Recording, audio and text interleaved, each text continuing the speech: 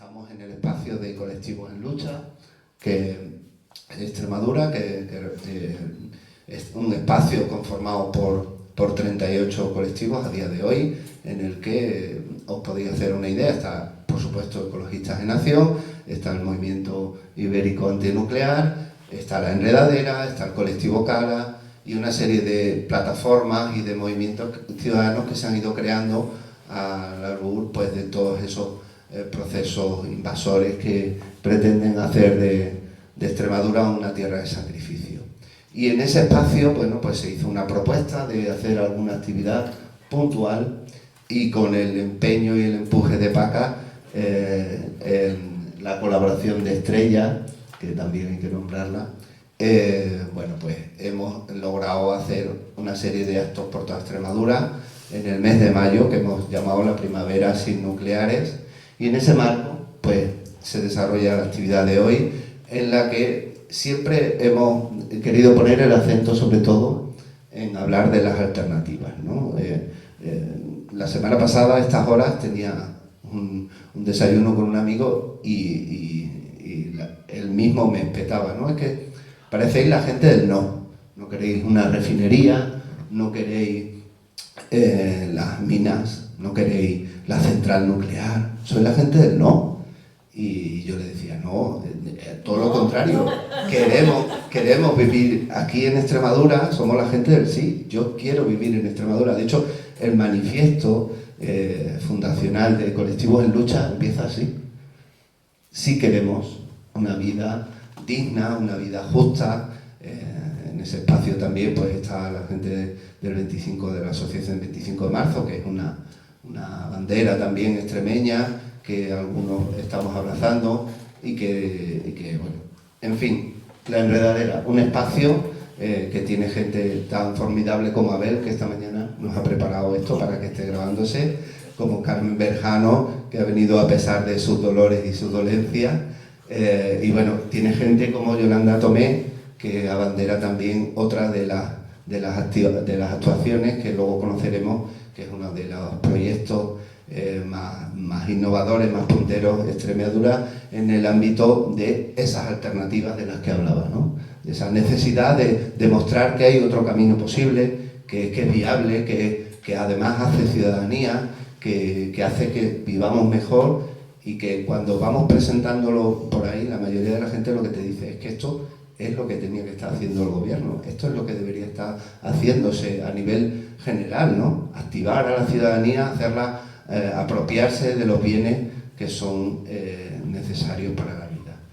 En esta mañana, como os digo, vamos a hacer dos partes. En esta primera parte van a hablarnos Javier Andaluz, Javivi, coordinador de la sección de energía y clima de Ecologistas en Acción.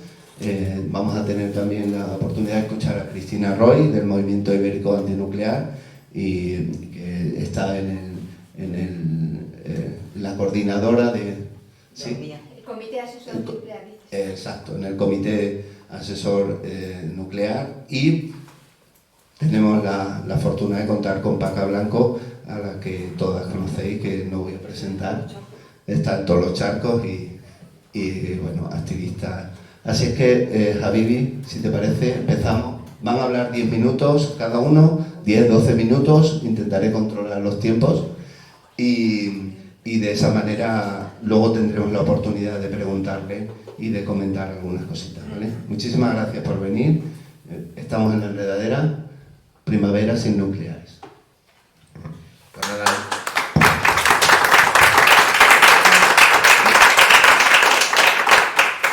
Pues yo lo primero, agradecer un montón la invitación. Es un placer estar aquí en Mérida, en La Enredadera, junto a Colectivos en Lucha. Yo creo además que, leyendo el manifiesto, es evidente los enormes retos que una región como es Extremadura lleva afrontando, no ahora, sino que lleva afrontando durante décadas, porque estamos hablando además como de todo este límite oeste de la península ibérica, que es uno de los que enfrentan fenómenos más importantes como la despoblación rural, como una falta real de alternativas, que yo creo que es muy de valorar precisamente ese sí de si nos queremos quedar aquí, si queremos apostar por nuestro territorio y queremos apostar además por un modelo que nos permita pues enfrentar esta emergencia climática en la que vivimos, además de encontrar alternativas reales y viables, sobre todo que consigan dar una alternativa a todas las personas jóvenes que en muchos casos, como a mí me pasó en mi territorio, pues nos tenemos que unir a las grandes ciudades porque no encontramos el lugar donde quedarnos en nuestros propios territorios. Pero volviendo un poco a lo que a mí me han encargado por aquí, la paga, y no sé si lo del placer y demás, que sí. Bueno, yo os quiero hablar un poco de cuál es la relación entre la nuclear y la emergencia climática, ¿no? Yo creo que todos los que estamos aquí, y esto lo voy a saltar rápidamente, somos muy conscientes de lo que supone la emergencia climática, ¿no?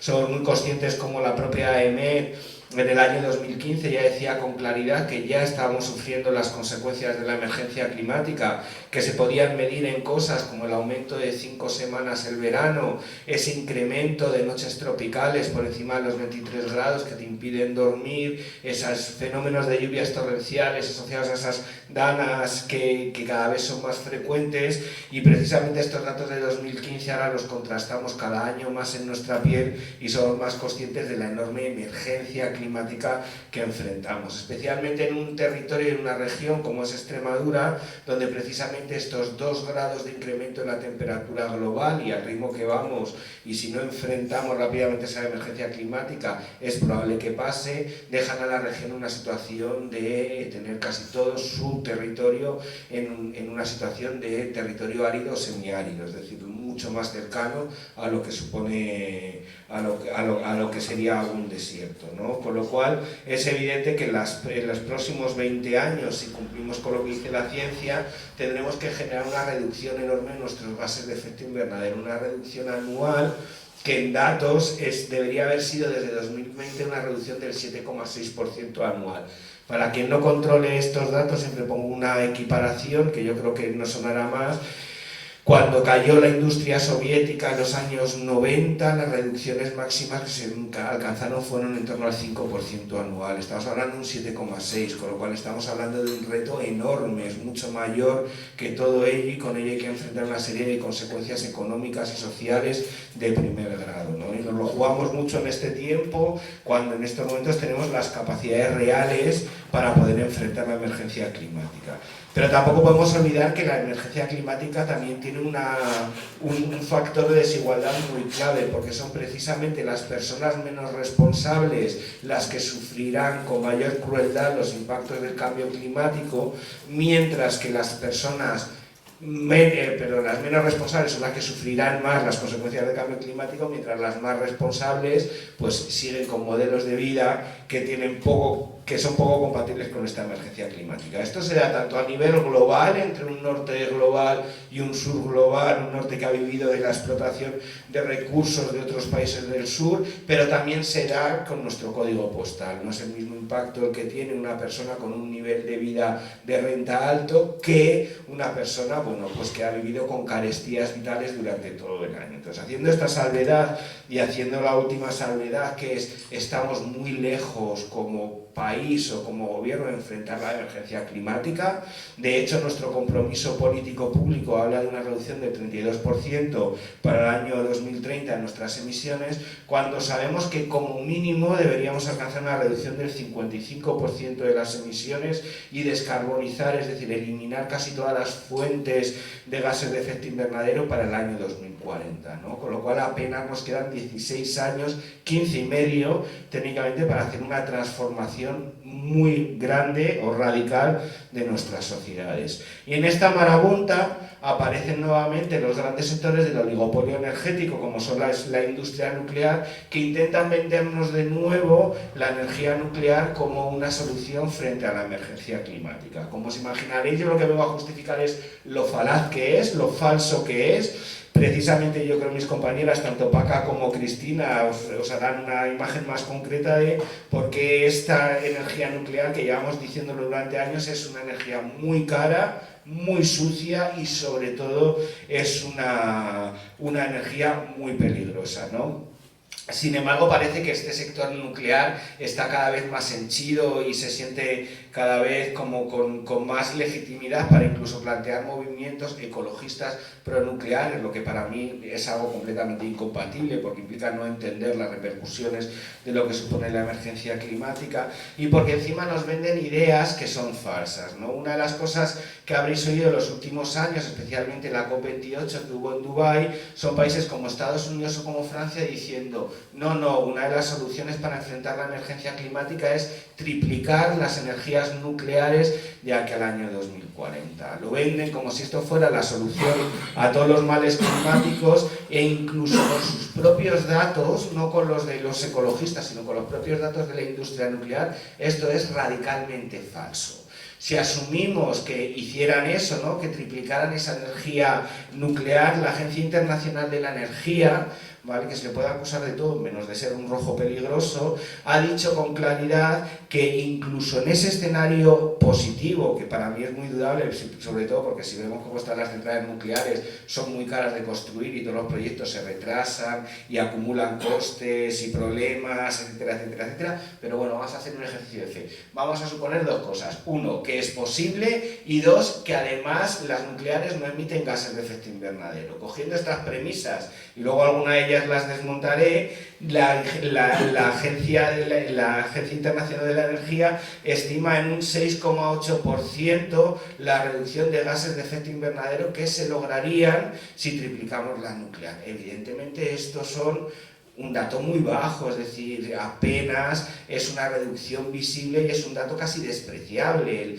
Tenemos que eliminar el 93% restante. ¿Por qué centrar y vender que una energía como la nuclear es una solución por el cambio climático? Pues no porque sea una solución por el cambio climático, porque probablemente sea una solución para los balances contables de muchísimas de las empresas, porque viendo los datos parece claro que la nuclear no puede tener ningún papel relevante para enfrentar la emergencia climática y nos arroja una conclusión clara. Hay que cerrar, hay que hacer un descenso en la energía del consumo energético en términos globales, no es lo mismo la energía que la electricidad, ojo, mientras apostamos, ¿no?, por la instalación de renovables como la sustitución de esas energías de origen fósil, sobre todo en el sistema eléctrico, para tener un mínimo de energía, ¿no? Pero como os decía, esta suposición es radicalmente falsa. Si miramos y hacemos esta suposición de que las nucleares no emiten gases de efecto invernadero, para acercarnos a esto no nos vale con mirar solamente el reactor y lo que supone en el reactor, sino tenemos que ser capaces de ver todo ese enorme ciclo que lleva la energía nuclear, desde la adquisición del uranio, desde su procesamiento, su transporte, llevarlo a las centrales nucleares, almacenarlo, volverlo a transportar y buscar una solución parcial, porque este cálculo que os voy a dar no considera la solución definitiva, que de eso hablará un poco más Chris, teniendo en cuenta todos esos cálculos y haciéndolo en base a un cálculo muy optimista con el sector pronuclear, se dice que al menos las centrales nucleares producen unos 117 gramos de dióxido de carbono por kilovatio hora producido. Por tener algún parámetro de contextualización, las renovables, aplicándolos el mismo principio, considerando todas las emisiones de extracción de minerales, producción de las placas o de los eolos, etcétera, etcétera, etcétera, tendría un impacto climático entre 5 y 15 gramos de dióxido de carbono por kilovatio hora. Es decir, las nucleares básicamente son casi 10 veces mayores emisiones de gases de efecto invernadero. Pero alguien me podría decir, hombre, todavía están muy lejos de las emisiones que tiene el sector fósil, que están como mínimo en torno a 400 gramos de dióxido de carbono por kilovatio hora. Pero esto es una cuestión temporal, porque uno de los problemas que tiene la energía nuclear es la escasez del uranio que es fisionable, que apenas es un elemento muy raro y que no tiene unas concentraciones tan altas que nos permitan. Entonces, lo que pasará con el tiempo es que cada vez tendremos que acceder a yacimientos de uranio con muchísima menor concentración, lo cual nos va a llevar un mayor removimiento de tierras hasta niveles muy altos. Tanto es así que la propia Agencia Internacional de la Energía estima que si necesitamos en 2050 tener entre 2050 y 2070, que hay una brecha por la incertidumbre de los cálculos, seguir teniendo la energía nuclear y triplicar esa capacidad de energía nuclear, probablemente solamente por ese incremento de energía para la extracción del uranio, las emisiones asociadas al ciclo nuclear se situarán en niveles cercanos o superiores a los de los fósiles que en estos momentos estamos explotando en nuestra matriz energética. Y ya un poco intentando ya descender y teniendo muy claro además que las energías nucleares además tienen un enorme problema asociado a su compatibilidad con las renovables, ¿no? Cuando tenemos un horizonte renovable o un sistema eléctrico basado en lo renovable, tenemos que ser conscientes que es un sistema donde solo producimos cuando hay luz, cuando hay viento y que hay un montón de horas en el día donde esto no se produce, y donde sabemos que las únicas energías que nos puedan valer son aquellas que son gestionables, ¿no? Que podemos, para hacer un símil, que podemos encender y apagar. Esto con la nuclear no pasa. La nuclear se enciende, está muchos meses y muchas horas operando, se apaga, se recarga y vuelve a seguir. Con lo cual no tiene esa capacidad para desenganchar de la red cuando hay momentos de producción de energías renovables altos o cuando necesitamos encender algo rápidamente para poder suplir esos huecos de producción eléctrica que nos queden. Esto es lo que llamamos la inflexibilidad de las centrales nucleares, con lo cual las hacen muy incompatibles con un sistema eléctrico 100% renovable, porque no van a poder apagarse y encenderse cuando las necesitemos, lo cual va a hacer que básicamente tengan que estar produciendo y que podamos tirar energía renovable precisamente por esa inflexibilidad. Pero esto no es un problema solamente ecologista, ¿no? Traigo un recorte de un medio de comunicación que es el periódico La Energía, que tampoco se le puede acusar de ser un rojo peligroso, sino todo lo contrario, que tenía un titular del 8 de marzo de 2024 diciendo: las eléctricas vuelven a parar sus centrales nucleares ante el exceso de renovable y los precios cero en el pool. Porque uno de los problemas que están teniendo es que esta inflexibilidad además hace que no tengan una retribución económica necesaria para obtener beneficios, con lo cual es hasta un problema contable para las propias eléctricas. Y son ellas las que están viendo y apagando sus reactores nucleares precisamente porque son incapaces de competir a un precio razonable. Y ante todo esto lo que se hace evidente, ya terminando con las soluciones, es se hace evidente la necesidad de impulsar un horizonte basado en energías renovables, no solo porque lo diga yo, sino porque hasta la propia agencia internacional, el Foro Nuclear Internacional ha dicho que las renovables le han ganado la partida a la energía nuclear en el año 2016. ¿No? O sea, primero sus elementos son mayormente reciclables, su impacto climático es mucho mejor y su coste de producción de la energía eléctrica es mucho menor que el de las centrales nucleares, ¿no? Sin embargo, yo en estos últimos momentos quiero señalar como varias cuestiones. Primero, sí que quiero hacer un llamamiento a la hora de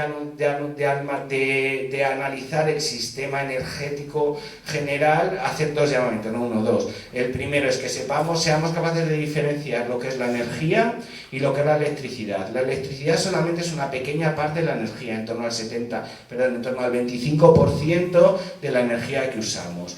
Y la energía en general, el 75% que nos queda serían fuentes de origen fósil mayoritariamente, gas y petróleo. En esa transición hacia un nuevo horizonte energético para Ecologistas en Acción debe pasar necesariamente con un fuerte decrecimiento de nuestro uso de la energía, incluso un escenario de 2/3 de reducción de la energía eléctrica, de la energía total que usamos. La energía eléctrica permanecería en un nivel de producción muy parecido al que tenemos actualmente, con lo cual una reducción en términos energéticos no es igual a una reducción en términos eléctricos, ¿no? Porque precisamente esa electricidad tiene mayor capacidad de convertirse o de hacerse renovable y de suplir otros sectores que en estos momentos están basados en combustibles fósiles. Podría hablar de sector industrial, pero creo que para todos es más claro hablar de climatización y de cocina, es decir, el gas que usamos para calentar nuestras casas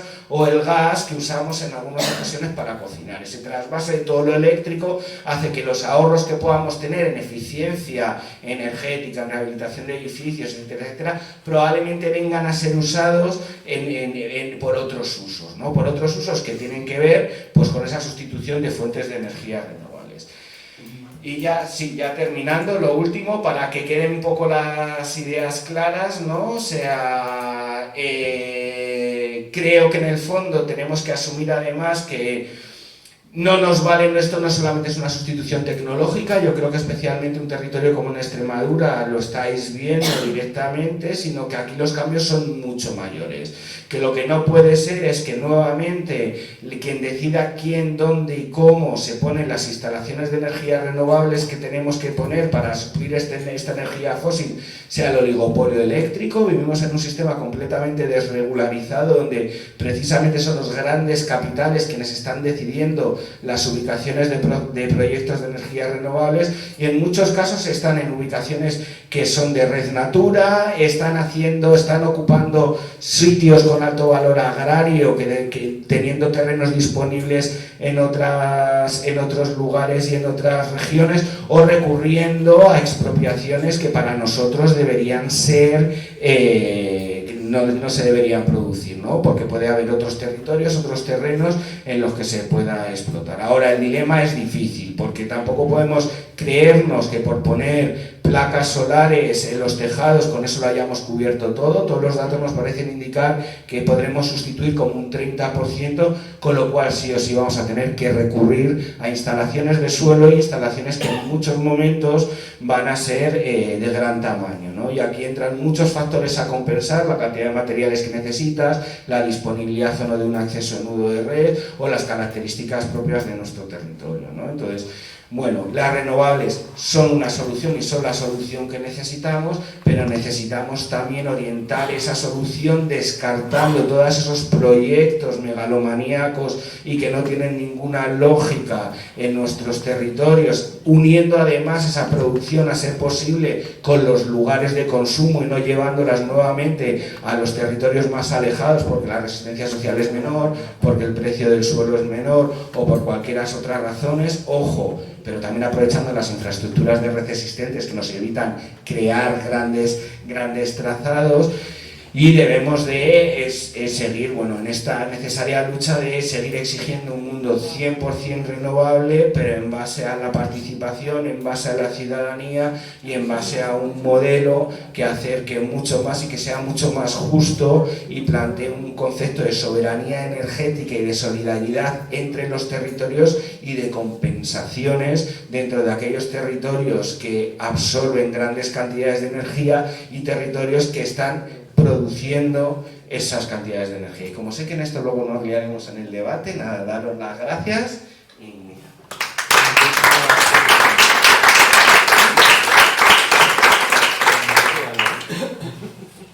Adelante, Cristina. Bueno, yo os voy a hablar del plan de residuos radiactivos que tenemos. Es un plan nuevito, tiene 4 meses de existencia en vigor. Un plan de residuos radiactivos no es una ley, no es una norma como un real decreto o una orden, pero es el instrumento para determinar qué se va a hacer respecto a los residuos radiactivos en un país. Lo decide el gobierno, no tiene que ser aprobado en el Parlamento. Un gobierno puede cambiarlo, de hecho se debe hacer cada cierto tiempo, normalmente se venía haciendo cada 3 o 4 años, para actualizarlo. Y un nuevo gobierno puede hacer otro plan con otras decisiones y otras perspectivas. El anterior fue de 2006, así que llevábamos 17 años sin modificar el plan de residuos, lo cual significa que nuestros políticos no han pensado en la cuestión de los residuos radiactivos durante todo este tiempo, ¿vale? Se empezó a hacer en 2020 y para hacerlo hacían falta 2 cosas. Una es cuántos residuos va a haber que gestionar, lo cual significa saber la perspectiva con la que se va a trabajar en la cuestión nuclear. Y esto sí fue una decisión del gobierno, que al hacer también, por imposición europea, de hecho, presenten ustedes un plan energético, llamado PENIEC, por si os suena, dijeron, bueno, pues a partir de 2035 vamos a considerar que no vamos a tener ninguna nuclear en España, a partir de 2030 quedarán 3. Ustedes, señores propietarios de centrales nucleares, decidan cuál es el orden de cierre de las centrales. Por eso se llama Protocolo de cierre ordenado de las centrales nucleares. Bueno, esto es un acuerdo voluntario de empresas particulares, luego sometidas a autorizaciones del gobierno y cuestiones así. pero en principio es una decisión de ellos, por lo tanto no es vinculante y es cambiable. Esto hay que tenerlo en cuenta. Pero este es el primer plan de residuos radioactivos que se hace con una perspectiva del cierre nuclear. Y eso es, yo creo, muy importante, aunque no sea, desde luego, el plan que nosotros querríamos, ni sean los plazos de cierre que el movimiento ecologista querría, ¿no? Esa es la primera característica de este plan.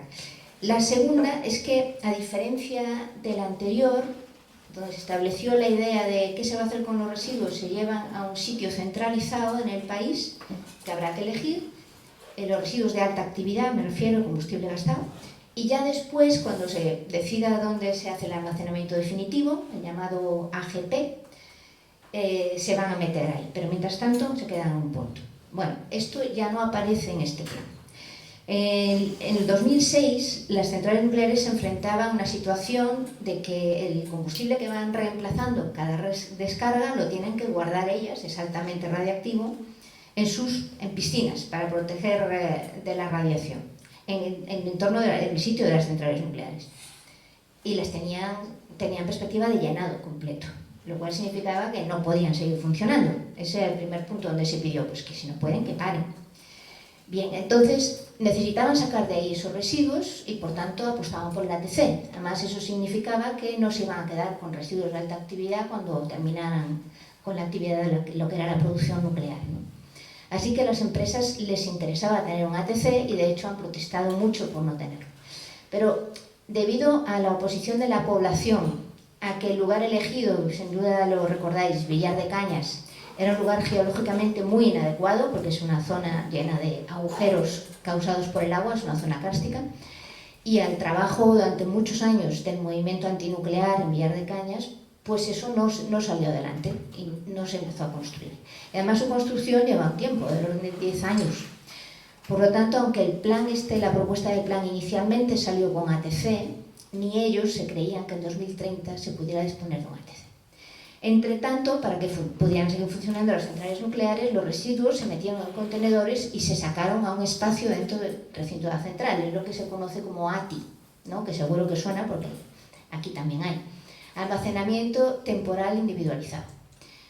Bueno, pues llegado este momento, todas las centrales tienen ATI, salvo una que lo va a construir.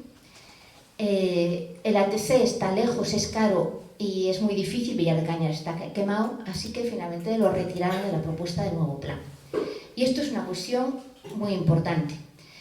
Tiene una desventaja, es que significa que las comarcas que han convivido 40 años, más de 40 años con el funcionamiento de las centrales, pues en principio convivirán con un almacén de residuos, un depósito de residuos durante las décadas que se tarde en hacer el almacenamiento definitivo.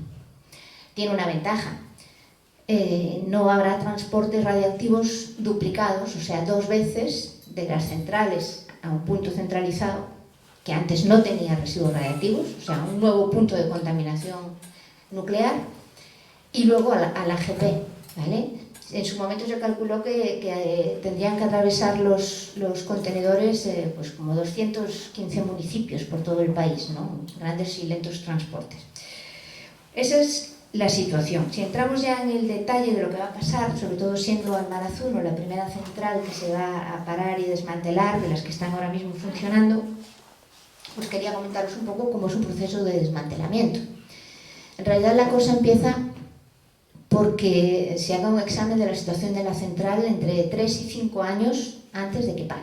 Es decir, todo este proceso es largo, es complejo y requiere muchísima planificación, vigilancia y regulación. Quien lo va a realizar es una empresa pública, Enresa. Y Enresa tiene que estar preparando el plan de desmantelamiento de Almaraz, empezando por la revisión, porque cada central necesita un plan a medida. La vida de la central ha sido distinta, los incidentes, sucesos, semiaccidentes que haya podido tener, las zonas contaminadas son distintas, y tienen que planificar pues, las áreas radiactivas, las protecciones necesarias, el modo de proceder, cómo van a hacer técnicamente las cosas, etc. Así que Enresa ya tiene que estar trabajando en Almarazún. También tiene que presentar su plan a autorización de la autoridad técnica, es decir, el Consejo de Seguridad Nuclear tiene que aprobar el proceso de desmantelamiento. Una vez que eso esté aprobado, cuando pare la central, Enresa, ya con una autorización del plan de desmantelamiento, tiene que recibir la titularidad de la instalación, es decir, la responsabilidad de todo el proceso durante el tiempo que dure ya no va a ser del titular de la central, va a ser de Enresa, de esta empresa pública. Y lo primero que van a hacer es sacar el combustible gastado de la piscina y meterlo en contenedores. Por eso están haciendo los ATIs. Han hecho un primer ATI que servía para prolongar el funcionamiento de la central, pero ahora se ha autorizado, bueno, está en proceso de autorización, un segundo ATI más grande para meter todos los contenedores que habría que sacar de combustible y poner ahí. Eso en principio lo va a hacer la empresa titular, es decir, personal de la empresa. Y se estima que tardará unos 3 años, ese es el plan. El resto del proceso, bueno, pues habrá que realizarlo por partes y seccionado, pero también va a implicar la producción de una serie de residuos. Los residuos de alta actividad son los que os he comentado, los que están en la piscina. Pero luego hay otros de baja y media actividad que se llaman, que tienen que estar separados del medio ambiente como 300 años. Y otros de muy baja que tienen que estar separados 60 años por lo menos. Básicamente la mayor parte son residuos de los escombros del propio hormigón de la central, de todos sus sistemas de tuberías, etcétera, etcétera. Claro, es un volumen de residuos muy grande.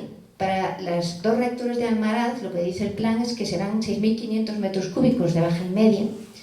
Eso es como un cubo de 18 metros. O sea, una casa, pues pongamos de 6 pisos, ¿no? Los de media, los menos radiactivos, de muy baja, 13.600 metros cúbicos. Ya son un cubo de 24 metros de lado.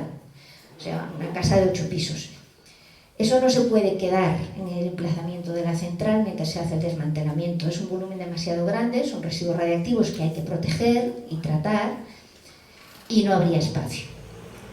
Entonces se lleva al único cementerio nuclear que realmente existe en el país, que es el de baja y media del Cabril, que como sabéis está en el noroeste de Córdoba, pegando con Badajoz, muy cerca de Sevilla también. Y el desmantelamiento de Almaraz va a exigir que el Cabril se amplíe, que se duplique la capacidad de almacenar residuos de baja y media para todas las que quedan por desmantelar. Y hay que ser conscientes de que no se podrían desmantelar las centrales nucleares si no hubiera un almacenamiento como el del Cabril. Claro, cuya población, por lo menos parte de ella, se opone a esa ampliación y a que les lleven más residuos. Así que vivimos en un delicado y desgraciado equilibrio o desequilibrio debido a la existencia de los residuos radiactivos que hay que, de alguna manera, tratar y gestionar en este país. Bueno, y por último, una parte también importante del desmantelamiento es asegurar que no salga del entorno de la central cuando se empiece a derribar parte por parte ningún residuo radiactivo que vaya a vertedero. Es decir, tienen que implementar unos sistemas de vigilancia de radiación. De hecho, por lo menos en Zorita fueron como pórticos de detección de radiación en los camiones de salida para que no se lleve a vertedero normal de escombros nada que sea radioactivo. Así que todo el proceso es complicado, largo, tiene que haber mucha gente trabajando y tiene que funcionar muy bien para no cometer errores. El tiempo que se estima son 10 años. 10 años parece es lo que ha llevado Zorita, pero Zorita tenía 160 megavatios y aquí hablamos de 1090. Solo hay 3 centrales completamente desmanteladas de más de 1000 megavatios, todas en Estados Unidos. Es decir, hay poca experiencia en el desmantelamiento de una central tan grande que haya trabajado tanto tiempo, lo cual significa muchas oportunidades de sorpresas a la hora de empezar a meter mano allí, ¿no? Bueno, pero en fin, lo cierto es que ahí va a trabajar personal de Enresa, que va a ser la menor parte, personal de la propia central nuclear, o sea que el empleo de esa parte de empleados no va a desaparecer del todo, y también personal de contratas. De hecho, lo que está previsto para Garoña, que es la siguiente que se va a desmantelar, me parece que eran, pues en la primera fase, unas 350 personas que trabajarán ahí, de los cuales, pues, unos 150 van a ser personal que podía ya estar trabajando en la central. O sea que la cuestión del empleo no va a ser la más importante en los cambios que plantea el desmantelamiento de una central. Bueno, hemos hablado un poco de los ATIs y de que ahí va a estar el combustible gastado, que es el residuo más problemático. A los ATIs les van a llamar ATDs. ¿Por qué? Almacenamiento temporal también descentralizado. Bueno, otro palabra. Diferencia entre ATD y ATI. Pues los contenedores lo mismos. La explanada donde está, lo mismo, antisísmica con la calidad, la misma capacidad necesaria de resistencia. La novedad es que tienen que meter algún tipo de sistemas para que si hace falta abrir un contenedor, sacar el combustible gastado y meterlo en otro, porque haya habido algún problema, por ejemplo, que esté combustible altamente quemado, que se haya roto y aparezcan, pues detecten irregularidades en el comportamiento del material dentro del contenedor, pues no lo pueden hacer al aire libre. Normalmente si hay algún problema, mientras haya piscina, se mete bajo el agua, que es un protector de radiación porque tiene sustancias añadidas y además está refrigerada, por tanto enfría. El combustible cuando lo meten en un contenedor puede estar a 400 grados y eso hay que refrigerarlo.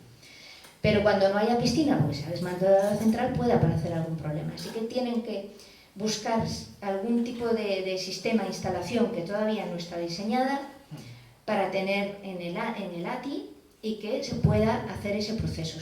Un sistema robotizado, porque ya hay que proteger a los operarios de esos altos niveles de radioactividad. Entonces, lo que sí sale en el plan es una cosa que no nos gusta nada. Dice que en 2031 se dispondrá en el emplazamiento de una central, que todavía no han decidido, una instalación de este tipo. Y que si hay un problema en un contenedor, se lleva por carretera hasta ese sitio. Nosotros hemos dicho en las alegaciones que nos parece absurdo. O bien los ponen en cada instalación donde haya almacenamiento radioactivo, o bien hacen sistemas transportables que se puedan desplazar rápido a donde esté el problema, ¿no? Eso es una cuestión pendiente que pronto habrá que dilucidar y tendremos que pelear con ella. Sobre los contenedores, no sé si los habéis visto, cada contenedor tiene entre 5 y 6 metros, depende del modelo, entre 2 y pico, 4 metros de diámetro y de 100 a 200 toneladas de peso en vacío, ¿vale? Así que son unas cosas enormes. Moverlas pues no es sencillo, lo cual redunda en la ventaja de que no se hagan dobles transportes. Pero están diseñados para que contengan la radiación y permitan la refrigeración sin que haya que aplicarles ningún sistema de enfriamiento, simplemente por circulación del aire ambiente entre las, digamos, penetraciones o rendijas del propio contenedor. Esa es su fuerza, su ventaja, que ellos mismos son la protección.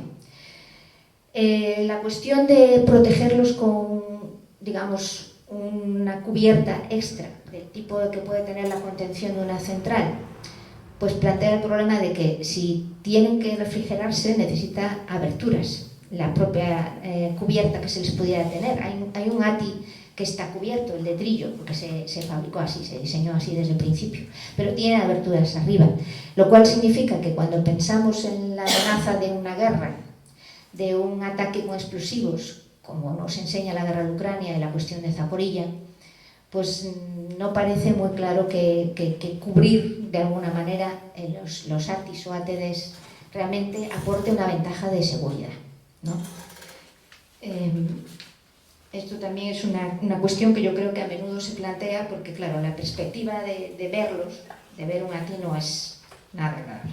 Bueno, ¿cuántos contenedores va a tocarle al ATI de aquí de Almaraz? Pues de los dos reactores hemos calculado que son unos 129 contenedores de combustible gastado, a los que hay que añadir algunos más, no sé cuántos serán, derivados de partes de la central que tienen que ser troceadas y metidas en un contenedor porque son residuos de alta actividad, han estado en contacto con el combustible y se han activado.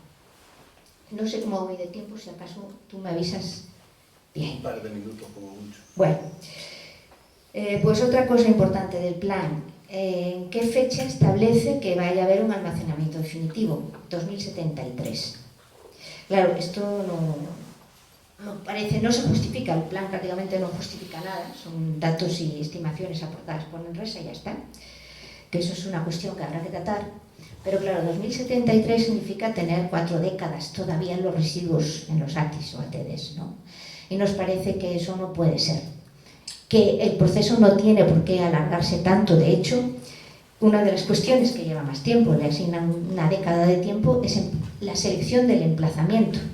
Y esto se tiene que hacer con información al público, un proceso de diálogo, aunque todavía no saben ni cómo enfrentarse porque no están acostumbrados ni Enresa ni Consejo de Seguridad Nuclear a atender, digamos, los cuestionamientos del público, de la gente, pero tendrán que ver cómo hacerlo. En principio, se supone que esto debería empezar en 2029 y uno dice, ¿por qué hay que esperar? Si es un proceso que se sabe en otros países que lo están haciendo, que es largo y difícil, cuanto antes empiece, mejor.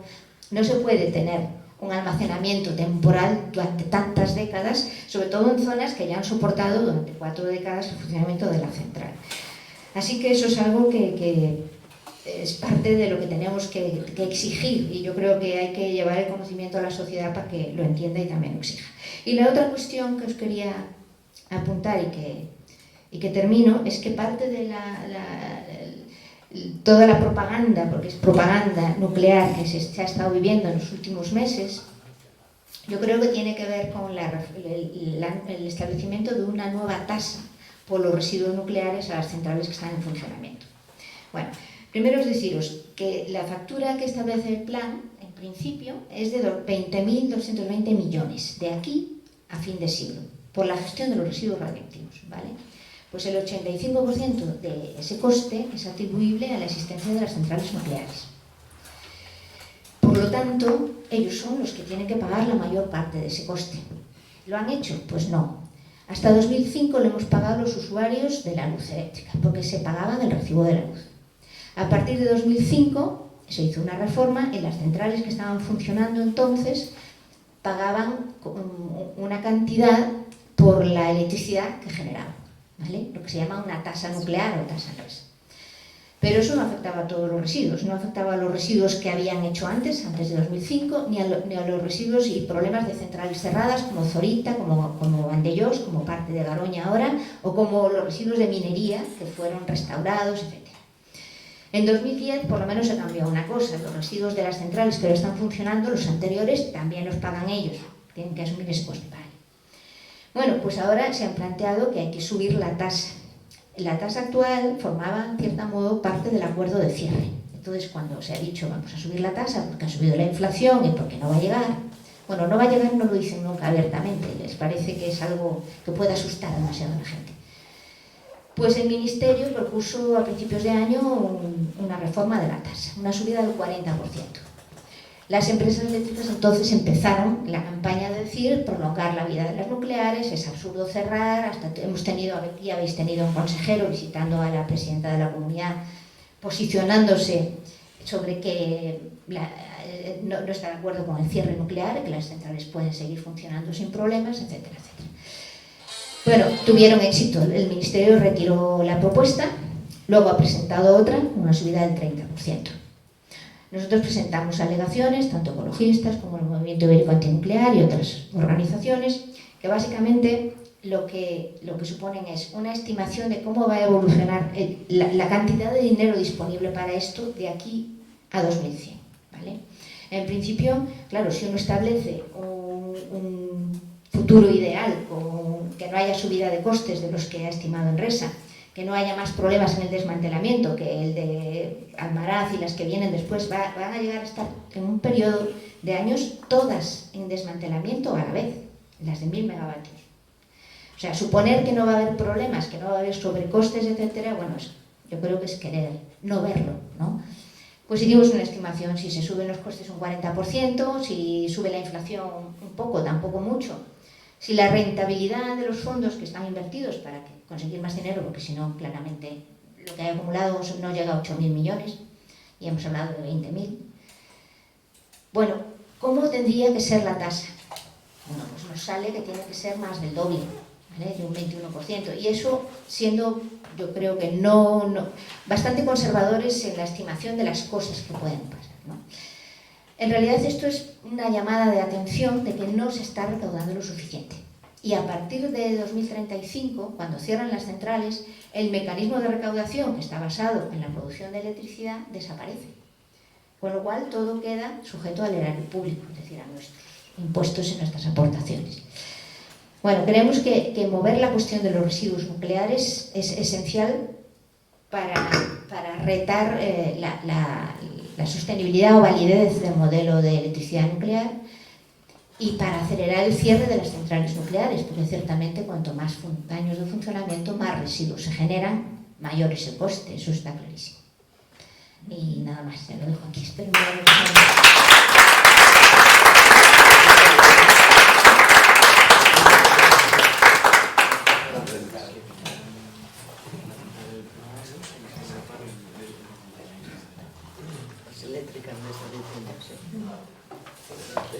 Bueno, pues a mí ya me conocéis todas y todos, no tengo que presentarme.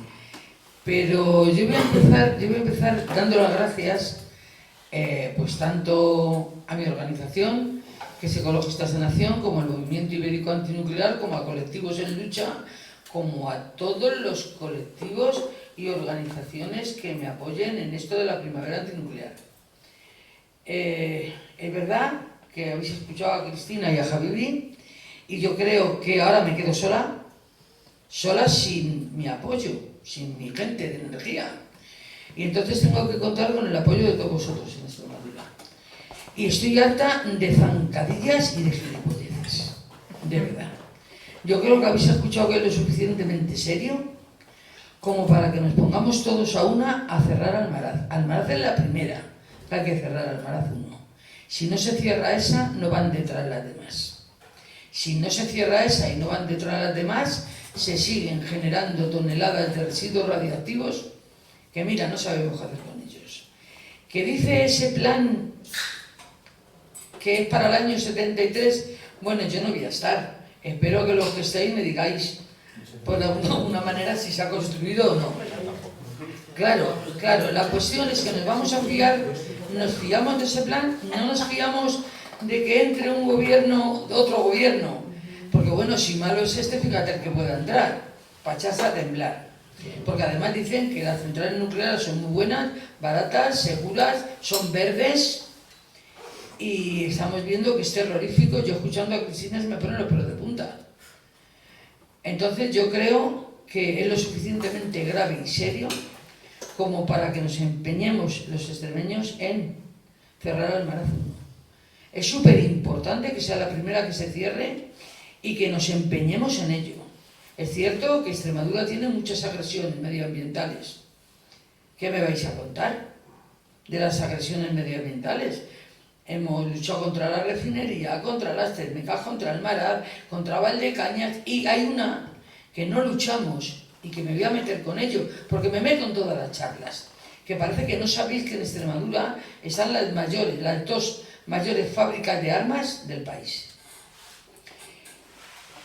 Que ahora, cuando llega vuestra presidenta de Extremadura mintiendo y falseando datos a Bruselas, diciendo que si cerramos la central nuclear dejamos 4.000 obreros en la calle. Mentira. Hay 750. Que de 750 a 4.000 hay unos pocos, ¿eh? Los pocos de los que ella puede decir es que son de las subcontratas. Bueno, pues esas subcontratas no solo están trabajando en Almaraz. Esas subcontratas tienen unos trabajadores que van de Almaraz a Trillo, bueno, a todas las centrales nucleares españolas y algunas francesas. Por lo tanto, esos obreros no se quedan en la calle. No se quedan en la calle los 750 que llevan 30 años en Almaraz, que se están frotando las manos porque están a punto de jubilarse y se van a jubilar con una jubilación que ya quisiéramos muchos. Por lo tanto, todo lo que esa señora ha ido contando a Bruselas es mentira. No te puedes fiar de ella para nada, y no te puedes fiar de que entre un gobierno como ha entrado en Extremadura en el resto del país y diga que ese plan de residuos, pues que le van a enmendar, porque como no es una ley ni es nada, pues pueden enmendar el plan tranquilamente. Entonces, que todo eso es terrorífico. ¿Cómo? ¿Cuál es la solución? No hay solución. No hay solución para los residuos que tenemos. Tenemos toneladas de residuos de alta. Ahora, ¿la solución cuál es? Que no se sigan generando. Hay que cerrar las centrales nucleares y que no se sigan generando residuos. Y no podemos hacer lo que hemos hecho ayer por la tarde, que es comparar otras agresiones en Extremadura con los residuos radiactivos de alta. O sea, no hay parangón, ya está. No hay comparación. Es cierto que todas las agresiones son malas, pero es cierto que esto es para echarse a temblar. Que se nos queda un ATI o dos ATIs, bueno, si no siguen en funcionamiento. en Almaraz, en una explanada, al aire libre. Me da igual que tengan cúpula que no la tengan, porque si tienen cúpula, malo.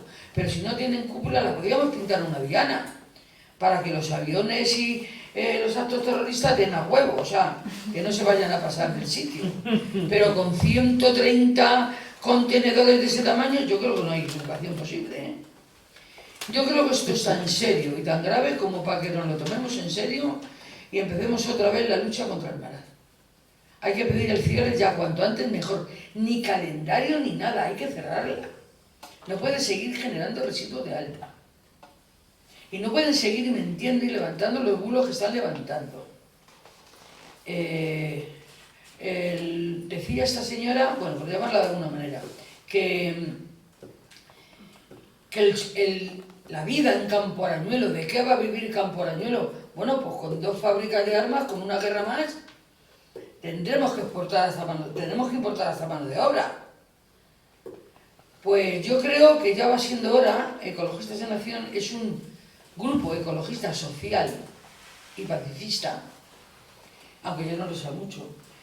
Claro. Y entonces yo creo que ya está siendo el momento de no omitir esas fábricas de armas y denunciarlas. No hay ni una nota de prensa, ni un comunicado, ni nada durante los años que llevan funcionando. La única que denuncia en público cada vez que coge un micrófono, esa fábrica de armas soy yo. O sea, va siendo hora ya de irlas denunciando. Las fábricas de armas están creando un montón de puestos de trabajo. Va la fábrica de baterías más grande a Navalmoral de la Mata. O sea, yo creo que el empleo en Navalmoral de la Mata, perdona, que a ti te tiene muy preocupado, pero que no, que no, que viven muy bien y pretenden que esto continúe para seguir viviendo muy bien. Pero el riesgo es enorme y ya va siendo hora de que haya una reconversión y tenemos que ser nosotros los primeros, porque si no cerramos Almaraz 1 no van las demás detrás, tenemos que cerrarla. Y vengo a empujaros, vamos, porque en las otras charlas que me quedan por toda Extremadura, pues tendré que contar lo que dice Cristina, lo que dice Javibi, lo que digo yo y lo que decimos todos. Pero ahora habéis tenido 2 personas que saben lo que se dicen y creo que os habéis enterado bien del riesgo que hay. Y no hay comparación, no hay ninguna agresión medioambiental más grande que esa.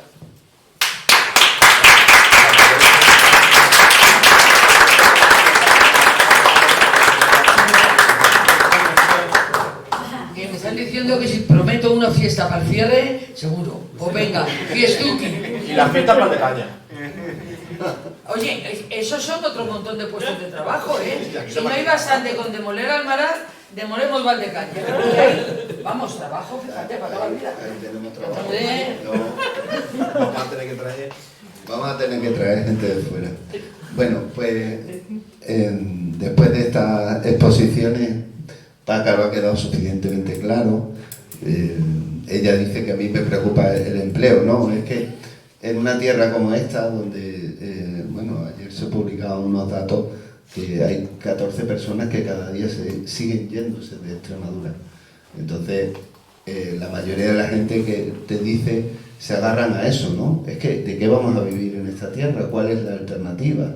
Por eso el empleo es como la pregunta del millón, ¿no? O la defensa de quienes siguen pensando que la central nuclear es necesaria o las minas son necesarias.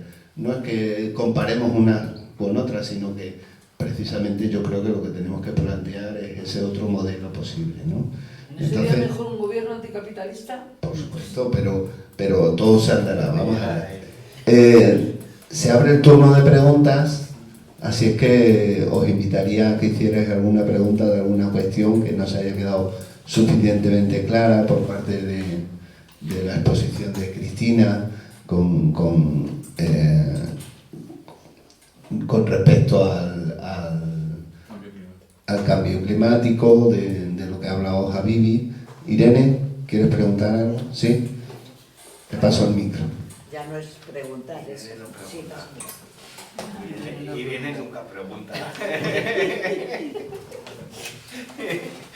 Bueno, yo quería, Paca, que a la gente de Mérida les envíes también el enlace de Oncalos, para que sepan lo que es una AGP.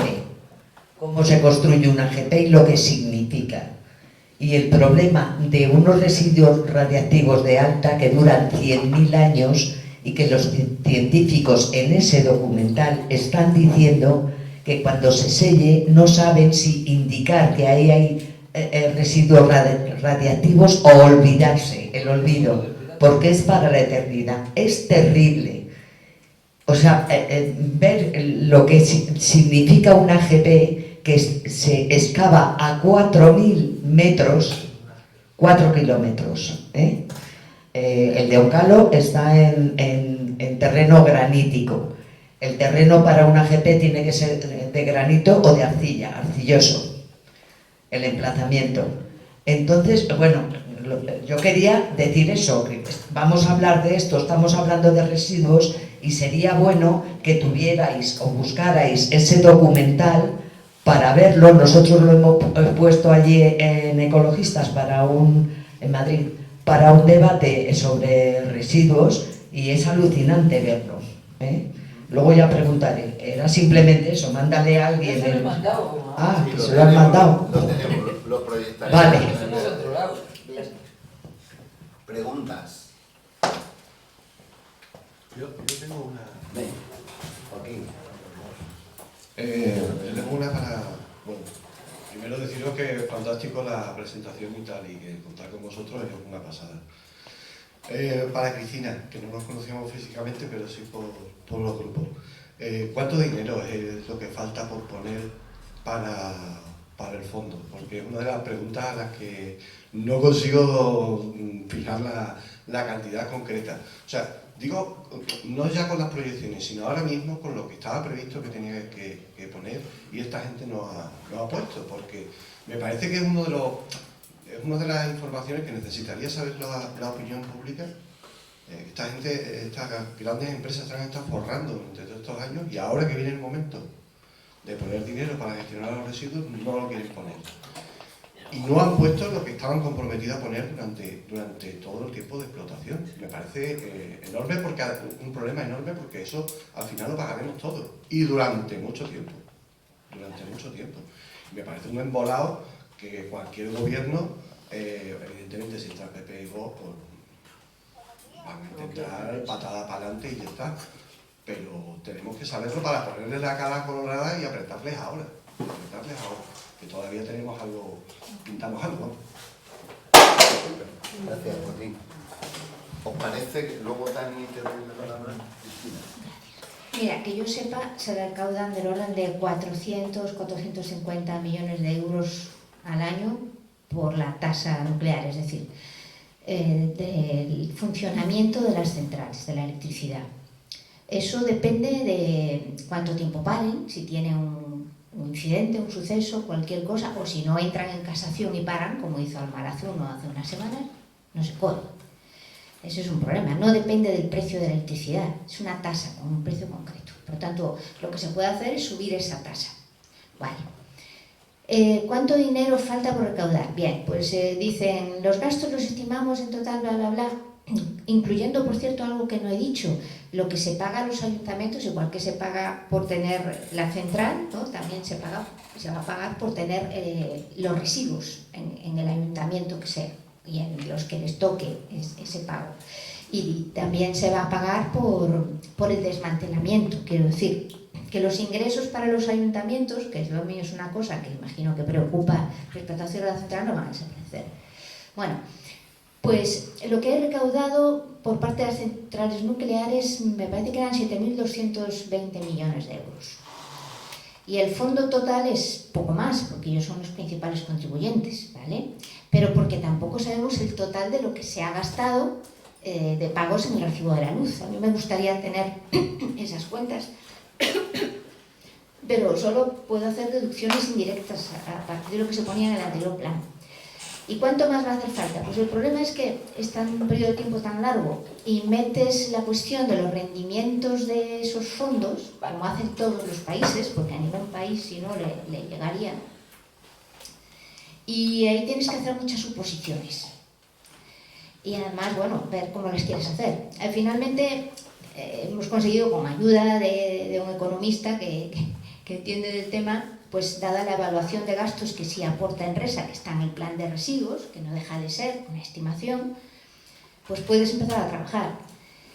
Entonces, lo que sí parece es que con las tasas que se han pedido, si todo va tal como ellos dicen que han calculado el fondo, me parece que es con lo que llaman tasa de descuento del 1,5%, que viene a ser una estimación de la inflación a lo largo del siglo, que faltan 76 años todavía.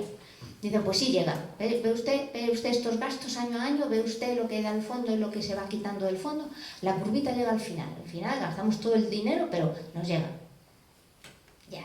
Y el margen con que se hacen, es una cosa que yo le pregunté a Enresa. ¿Estos cálculos no se hacen con un margen? No. No, que va, eso es el futuro, es muy difícil.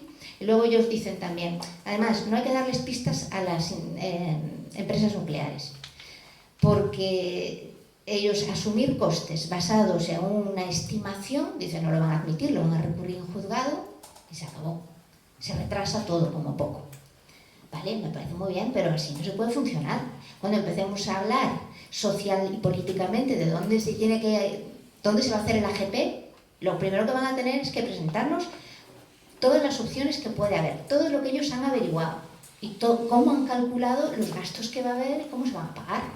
Eso es evidente, o sea, se tiene que acabar el secretismo. Entonces, a la pregunta que tú has hecho, ¿cuánto dinero falta por recaudar?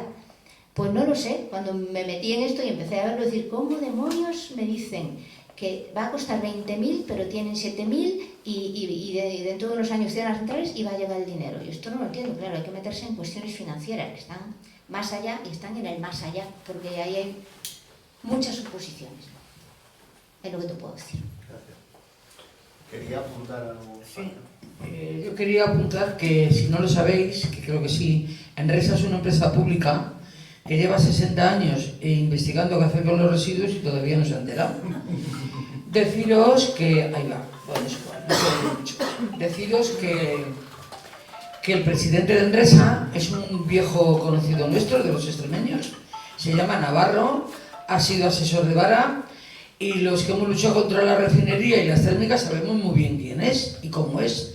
No creo que este señor, con las luces que tiene, los que le conocemos, esté haciendo una labor en Enresa estupenda, porque es un inútil, las cosas como son, y los que le hemos conocido lo sabemos. Entonces, después de explicaros qué es Enresa y quién es su presidente, yo tengo una propuesta provocadora y la tengo apuesta. Yo quiero que el AGP, el cementerio geológicamente profundo donde van a ir a parar todos los residuos de Alta, vaya a Madrid. Porque Madrid es un agujero negro, es un pozo sin fondo de energía y de electricidad, donde sacrifica al resto de los territorios para poder vivir al nivel que se vive y con el derroche que se vive. Por lo tanto, como cuota solidaria le tocaría a Madrid tener el AGP. La mayor libertad.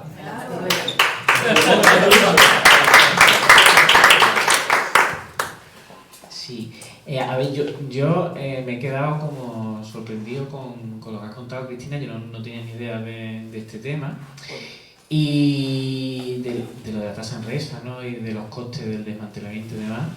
Y hombre, me parece un poco de vergüenza que todas estas empresas que se han forrado con la producción de energía, que se siguen forrando a día de hoy, que no han parado, ¿no? de invertir en nuevas renovables y demás. Y entonces, claro, nosotros les pagamos su energía nuclear, les pagamos su mantenimiento del oligopolio, teniendo ellos todo el control de las renovables, y encima nosotros vamos a pagar la factura también de la demolición de las nucleares, ¿no? Esto me parece que no es de recibo, que no es justo, y que, entonces, bueno, pues lanzó una idea al aire.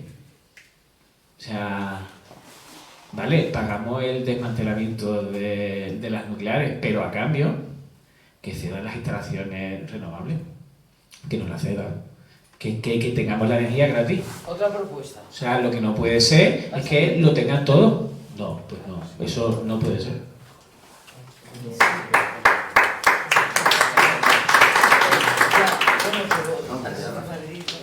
Yo siguiendo un poco también con lo que dice el compañero, Quiero decir, yo creo que el problema, hay que cerrar Almaraz, evidentemente, pero el problema son las energéticas y el oligopolio eléctrico con el que tenemos que acabar cuanto antes. Es decir, cuando quiere Extremadura, que además está hablando del nuevo gobierno y tal, es que cuando ha sido el cambio de gobierno ha venido el presidente Iberdrola, sale la foto con Vara, Guardiola, el presidente Iberdrola, donde hace como un traspaso de poderes. Y es que Iberdrola es la dueña de Extremadura, pero no solo por la central nuclear, es porque en las dos plantas más grandes, porque construyó la planta fotovoltaica más grande de toda Europa aquí en Extremadura, pero es que a los 2 años construyen otra más grande todavía, también aquí en Extremadura, que por cierto sin papeles ni nada, ni bueno, aquello debe ser un desmadre.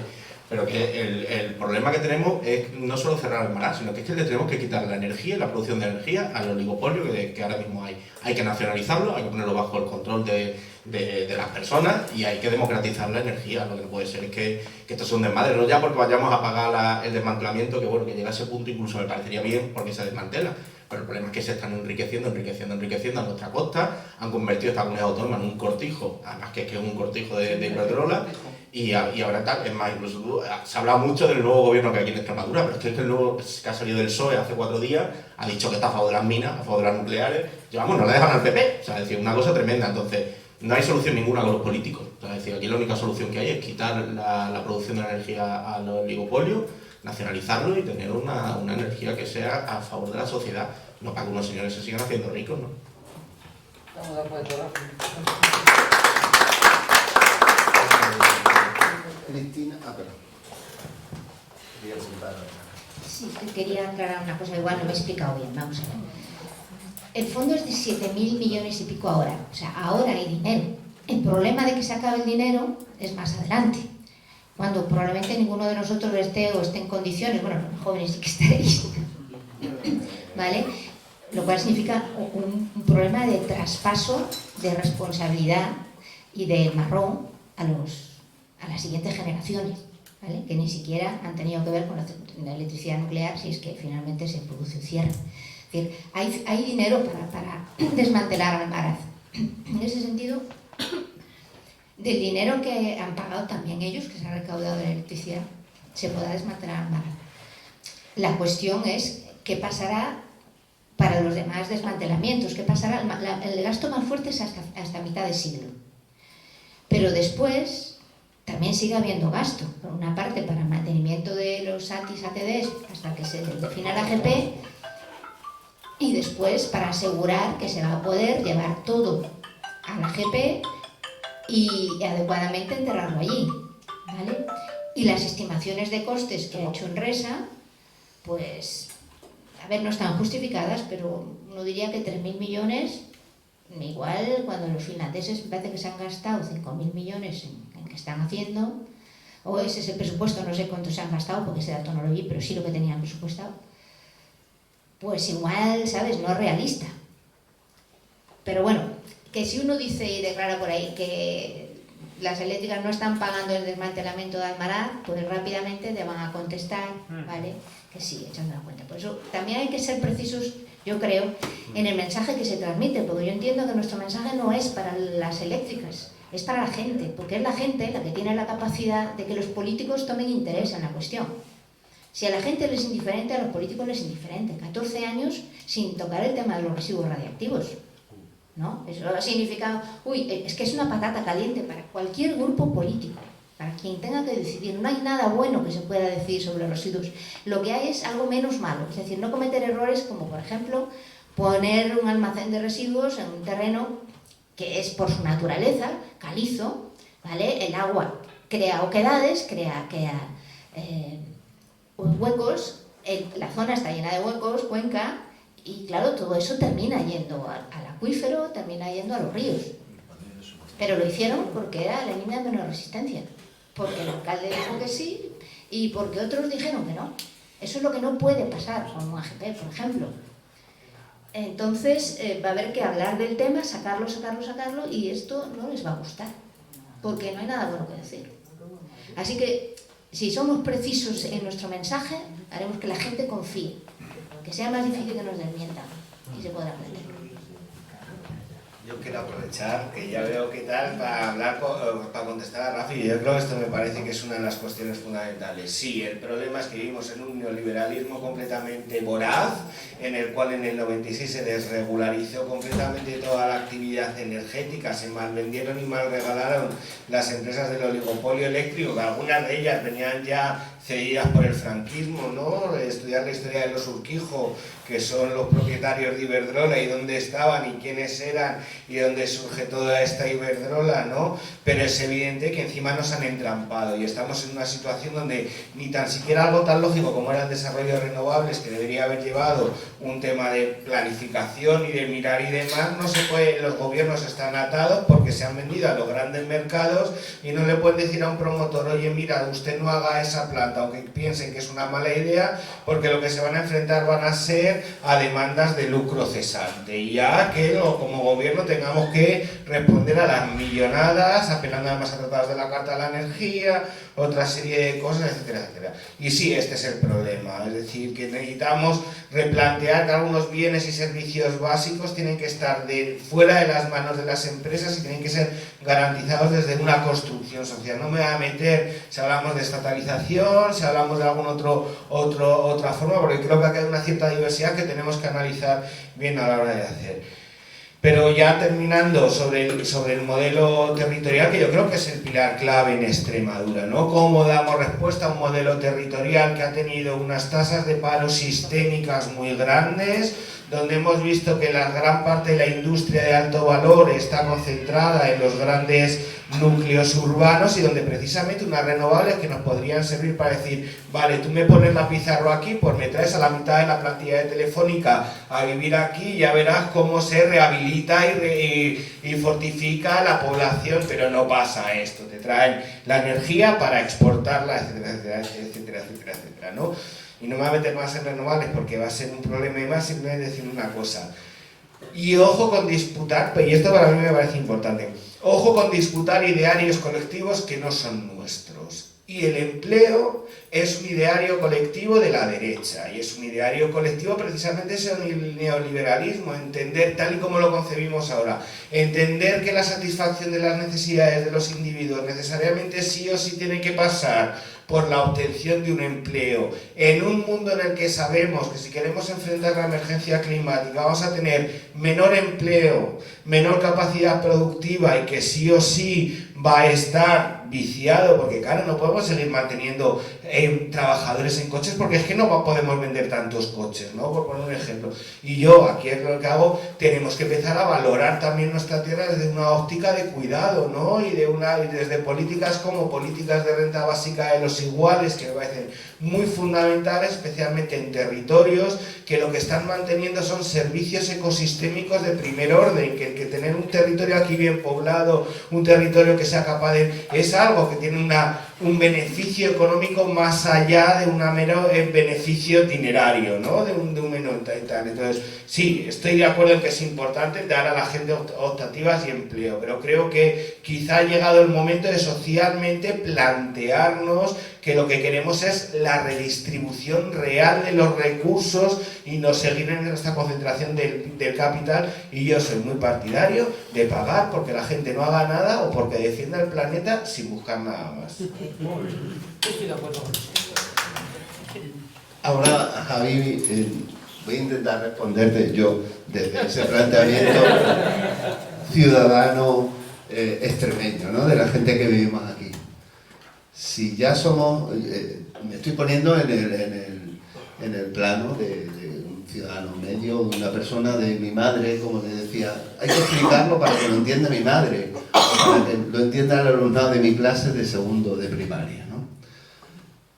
Y si ya tenemos esa imagen, ¿no?, creada socialmente de que Extremadura es una tierra subvencionada, que vivimos, la gente vive en los bares y que no trabajamos, ¿vale?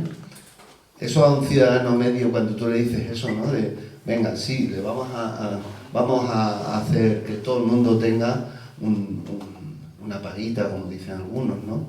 Claro, ya es estigmatizar más y es doliente también esa imagen que tenemos algunos ciudadanos, ¿no? Cuando además Somos una gente que cuando hemos vivido en otros territorios somos gente trabajadora y que además se nos tiene por eso, ¿no?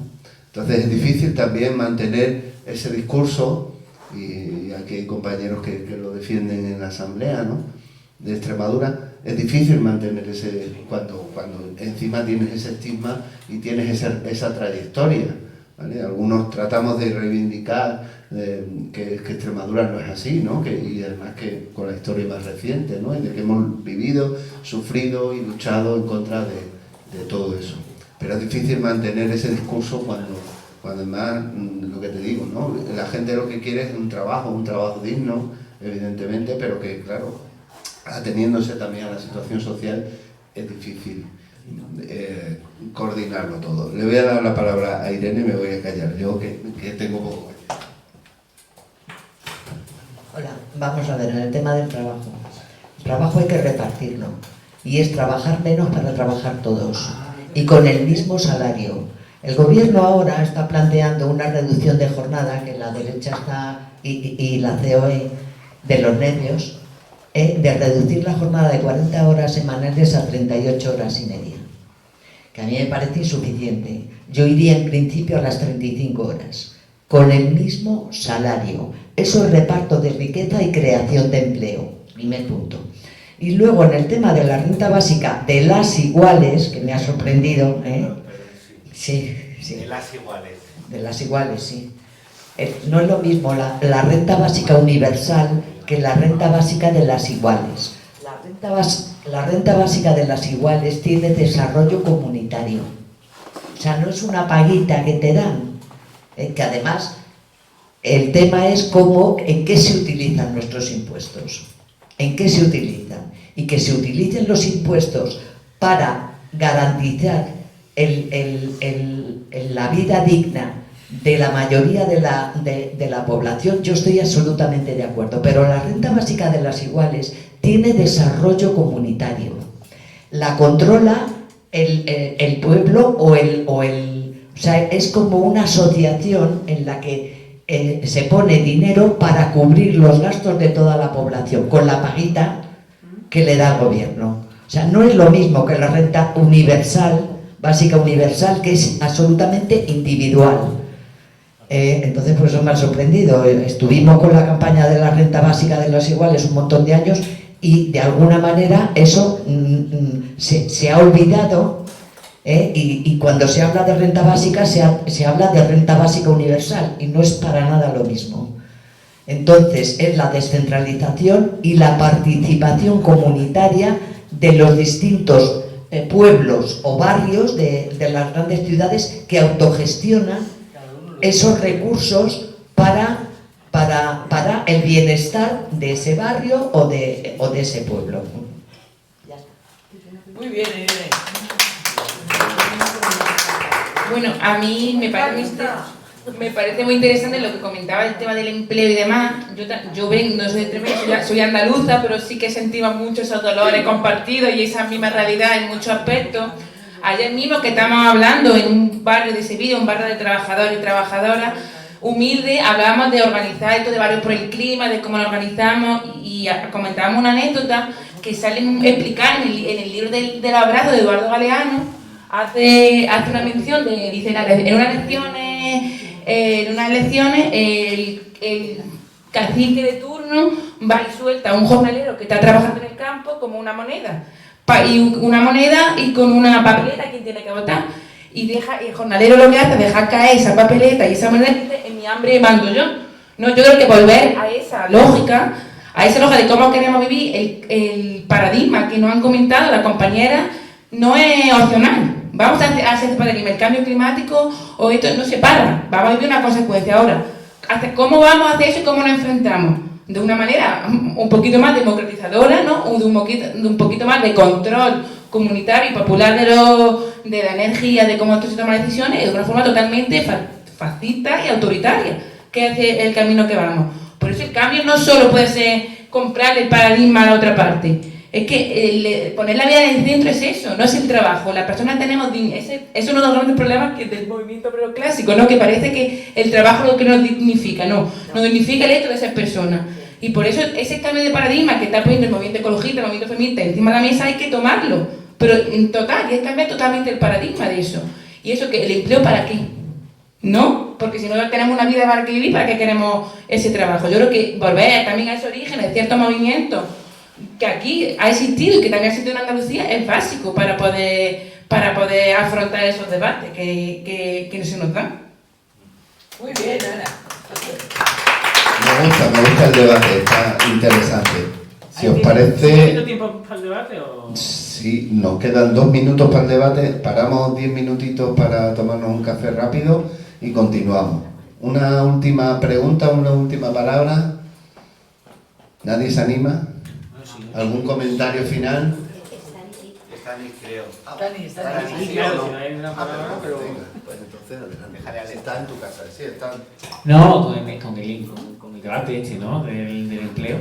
Que, claro, o sea, creo que el mercado al final nos ha hecho perder el horizonte de vital, ¿no? O sea, es que al final o sea, que trabajamos muchísimas horas al final para tener una vivienda, para comer, para desplazarnos y para ciertas cosas de ocio de vez en cuando, ¿no? Pero, por ejemplo, la vivienda se lleva la mayor parte de nuestro salario a lo largo de toda nuestra vida, ¿no? Entonces, claro, ¿qué pasaría si la vivienda no estuviera bajo el mercado especulativo? Pues que, por ejemplo, el parque de vivienda en este país, pues como el 70% tiene más de 50 años. Esas viviendas están ya amortizadas, deberían ser gratis. Entonces, aquí hay una cuestión de que no se trata de que tengamos que comprar diariamente nuestra supervivencia, sino que nuestros derechos deben estar garantizados y que lo que ya está pagado, lo que ya está construido, eso debería ser un derecho garantizado. O sea, que si renta básica... O sea, hay derechos que se tienen que cumplir y que se tienen que garantizar. Y la cuestión es cómo los costeamos con los recursos nuevos que haya que pagar y con el trabajo que haya que echar. Pero trabajar para mantener una rueda que nos lleva al desastre final es completamente absurdo. Que trabajen los romanos, que tienen el cuerpo. Javi, o cerramos una última palabra, venga, una última frase. Cristina, para despedirnos. No, yo voy a ser muy rápido. Primero decir que yo soy castellano-leonés, no soy madrileño. O sea, que comparto mucho las realidades territoriales que tenemos. Segundo, sí, creo que acá hay un debate profundo en cómo resituamos la idea de lo que significa ser extremeño, castellano-leonés, castellano-manchego en nuestra serie de cosas. Y creo que tiene razón que es muy difícil trabajar esto en un territorio donde ha habido además instrumentos caciquiles durante mucho tiempo, pero lo que necesitamos es sembrar ese cambio de conciencia y no hablar de que esto es una ayuda agraria porque no trabajan, no, lo que estamos diciendo es Extremadura es un territorio, porque estamos en Extremadura, fundamental para que nuestro país pueda tener otra serie de servicios y como personas que vivimos en un mundo rural despoblado necesitamos esa compensación que nos permita a través de renta básica de las iguales, perdón por el error, o a través de otro político de renta, deshacernos de que parece que lo único posible es pasar por el productivismo y pasar por el productivismo en un territorio como los que estamos supone cargárnoslo. Entonces, y queda mucho trabajo que hacer. El día que tengáis fecha para la revolución seré el primero en estar e intentaré ayudar para ello. Pues yo soy de Madrid, he nacido en Madrid y sí, me he pegado muchos años y sigo defendiendo Extremadura. Con lo que pienso como Javibi y ya está.